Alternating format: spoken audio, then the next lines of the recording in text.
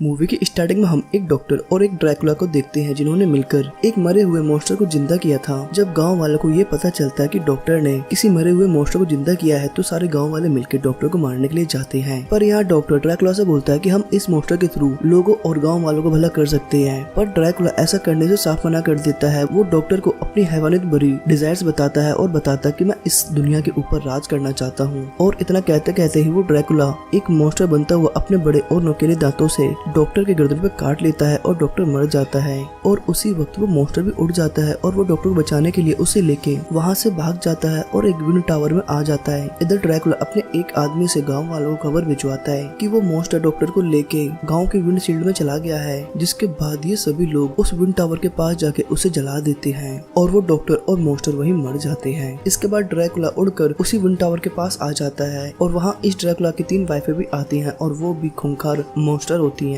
अब ड्रैकुला के फेस से हमें ये पता चलता है कि ड्रैकुला काफी परेशान है क्योंकि वो उस मॉन्स्टर को बचा नहीं पाया, क्योंकि वो उस मॉन्स्टर को बचाना चाहता था और वो ऐसा क्यों करना चाहता था ये आपको आगे पता चल जाएगा। अब सीन शिफ्ट होता है और हम मूवी के लीड एक्टर वैन हेल्सिंग को देखते हैं जो कि मॉन्स्टर को पकड़ के उन्हें मारने का काम करता है। और इस जगह भी हेल्सिंग एक मॉन्स्टर को पकड़ने ही आया था, पर ये मॉन्स्टर थोड़ा खतरनाक होता है और वो हेल्सिंग पर अटैक कर देता है और एट द एंड इन दोनों की फाइट में वो मॉन्स्टर दीवार से नीचे गिर जाता है और मर जाता है। इसके बाद हेल्सिंग अपने शहर के एक चर्च में आता है जहाँ वो एक प्रीस्ट से मिलता है और यही प्रीस्ट वैन हेल्सिंग का गुरु होता है क्योंकि ये भी मॉन्स्टर को मारने का ही काम करता है। इसके बाद ये प्रीस्ट वैन हेल्सिंग को एक महान मकसद देता है। वो बताता है कि ट्रांसिल्वेनिया में एक ड्रैकुला नाम का बहुत खूंखार, खतरनाक, भयानक, दरिंदा मॉन्स्टर है। उसे मारना तुम्हारा नेक्स्ट टारगेट है और उसे तुम्हें काफी सावधानी और होशियारी से मारना होगा क्योंकि वो जल्दी नहीं मरेगा, क्योंकि वो बहुत सारे बड़े बड़े मॉन्स्टर का राजा है, किंग है और उन्हें पालता है। वैसे ट्रांसिल्वेनिया में एक एना नाम की लड़की और उसका भाई पिछले 100 सालों से ड्रैकुला को मारने की कोशिश कर रहे हैं, लेकिन अभी तक अपने काम में कामयाबी नहीं मिली है। और अब तुम जाके उन्हीं के साथ काम करोगे और तुम सब मिलके ड्रैकुला को मारोगे।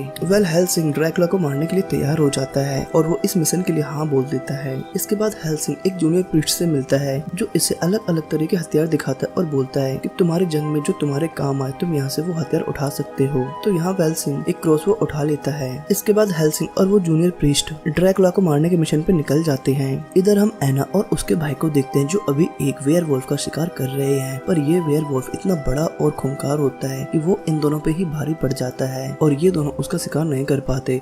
अब वो वुल्फ एना को मारने वाला ही होता है कि तभी उसका भाई बीच में आके उस वुल्फ को गन से शूट करता है, पर वो वुल्फ उसके भाई को लेके नीचे खाई में गिर जाता है और ऐसा लगता है कि ये दोनों अब मर गए हैं। और ये देख के एना काफी दुखी होती कि उसका भाई अब इस दुनिया में नहीं रहा। और दूसरी तरफ 1 महीने बाद हेल्सिंग और वो प्रीस्ट ट्रांसिल्वेनिया पहुंच जाते हैं और इस गाँव के लोग इन दोनों को काफी अजीब तरीके से देख रहे थे कि तभी उस गाँव पे ड्रैकुला की तीनों वाइफ एक साथ अटैक कर देती है जो लोगों को मार मार के उनका खून पीती है। और अब इस गाँव में एना भी होती है तो वो एना को भी पकड़ ले जाती हैं और इसका खून पीना चाहती हैं। और ये देखकर तुरंत हेल्सिंग अपना क्रॉसबो निकालता है और इनको मारना शुरू कर देता है। पर ये तीनों फीमेल मॉन्स्टर बहुत तेज होती है, वो इसके तीर से बच जाती है, लेकिन लास्ट में एक तीर एक मॉन्स्टर के लग जाता है और वो वहीं मर जाता है। अब ये दोनों भी अपने एक साथी को मरा हुआ देख कर डर जाती है और वहाँ से भाग जाती है। इधर एना को इस बात से गुस्सा आता है कि ड्रैकुला की वाइफ ने उसके गाँव वालों पर अटैक किया और इस बात से उसे और भी ज्यादा गुस्सा आ जाता है, इसलिए वो अकेले ही ड्रैकुला को मारने के लिए निकल जाती है। पर हेल्सिंग जानता था कि एना ये बेवकूफी कर रही है और वहाँ जाके मर जाएगी, इसलिए वो उसे बचाने के लिए बेहोश कर देता है। और जब एना की आंखें खुलती हैं तो एक मॉन्स्टर एना पे अटैक कर देता है और तब हमें पता चलता है कि ये मॉन्स्टर कोई और नहीं बल्कि एना का ही भाई है। दोस्तों दरअसल जब वो मॉन्स्टर एना को मारने वाला था तो एना का भाई बीच में आ गया था और ये दोनों लोग नीचे खाई में गिर गए थे, लेकिन तब तक उस मॉन्स्टर ने एना के भाई को अपना दांत मार दिया था और इस वजह से वो आधा इंसान और आधा मॉन्स्टर बन गया था। क्योंकि वेयरवुल्फ किसी इंसान को काटती हैं तो वो आधा इंसान और आधा वेयरवुल्फ बन जाता है। और उसी दौरान वो अपनी बहन को बताता है कि बहन प्लीज मुझे बचा लो, मेरा पूरी तरह से ठीक होने का वैनम ड्रैकुला के पास है और अगर वो मुझे वैनम मिल जाए तो मैं ठीक हो जाऊंगा। और तभी वो दोबारा से हैवान बनने लगता है और एना को मारने वाला ही होता है कि तभी वहाँ हेल्सिंग आ जाता है और उसे देख के वो वहाँ से भाग जाता है। अब ये दोनों एना का भाई का पीछा करते हुए ड्रैकुला की जगह पे पहुंच जाते हैं जहाँ ये लोग हजारों करोड़ों अंडे देखते हैं और इन अंडों से ड्रैकुला अपने लाखों करोड़ों ऑफ स्प्रिंग पैदा करना चाहता है, यानी अपने बच्चे पैदा करना चाहता है जो उसी के लिए काम करेंगे और वो भी एक मॉन्स्टर ही होंगे। पर इन बच्चों को इस अंडे से बाहर निकालने के लिए ड्रैकुला को बहुत हाई पावर चाहिए और इसीलिए उसने एना के भाई को भी बंदी बनाया हुआ है ताकि उसकी एनर्जी से वो अपने बच्चों को अंडे से निकाल सके। और वो कुछ बच्चों को उस अंडे से बाहर भी निकाल लेता है और ये बच्चे जिंदा होते ही गाँव की तरफ जाते हैं ताकि वो भी लोगों का खून पी सके और उनके अंदर और पावर आ सके।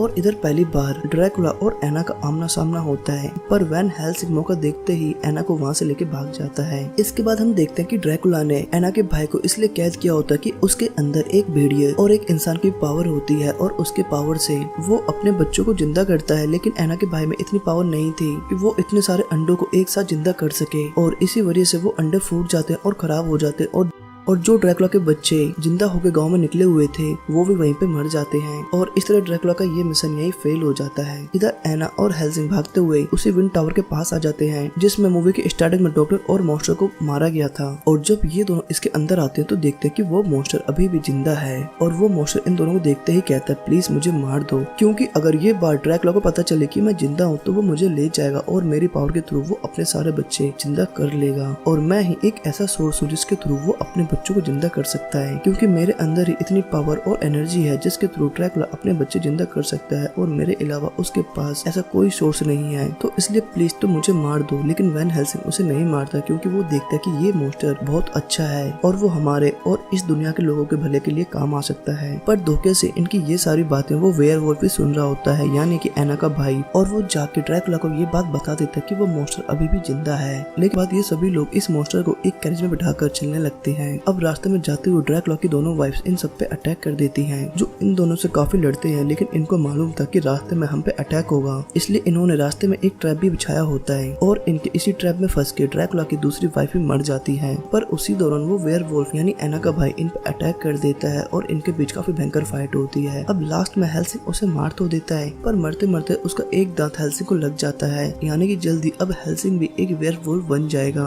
और इसी मौका का फायदा उठाकर ड्रैकुला की तीसरी वाइफ एना को पकड़ लेती है और हेल्सिंग से बोलती है कि तुम्हें अगर एना चाहिए तो इस मॉन्स्टर को तुम्हें हमारे हवाले करना होगा। हेल्सिंग बोलता है हाँ ठीक है, मैं इस मॉन्स्टर को तुम्हारे हवाले कर दूंगा, लेकिन उस जगह पे जहाँ बहुत सारी पब्लिक हो। तो वो वाइफ इस पे हाँ बोलती है। अब ये सभी लोग एक फेस्टिवल में पहुंच जाते हैं जहाँ पे इनकी डील होनी थी, लेकिन यहाँ आने से पहले हेल्सिंग उस मॉन्स्टर को कहीं छुपा आता है और तभी हेल्सिंग बड़ी बहादुरी से इन सब के बीच में से एना को उड़ा ले जाता है। लेकिन तभी हम देखते हैं कि ड्रैकुला के कुछ लोग उस मॉन्स्टर को ढूंढ के वहाँ ले आते हैं, जिसके बाद ये सभी लोग उस मॉन्स्टर को एक बोट में बैठा के कहीं ले जा रहे होते हैं। तो वैन हेल्सिंग उसका पीछा करता है, लेकिन रास्ते में हेल्सिंग भेड़िया बनने लगता है क्योंकि उसे मरते मरते एना के भाई ने जो काट लिया था। लेकिन अभी वो पूरी तरह से भेड़िया नहीं बनता क्योंकि पूरा भेड़िया बनने के लिए आसमान में पूरा चांद होना जरूरी होता है और अभी उतना चांद नहीं निकला था। लेकिन 2 दिन बाद पूर्णिमा की काली रात है और उस दिन हेल्सिंग पूरा भेड़िया बन जाएगा।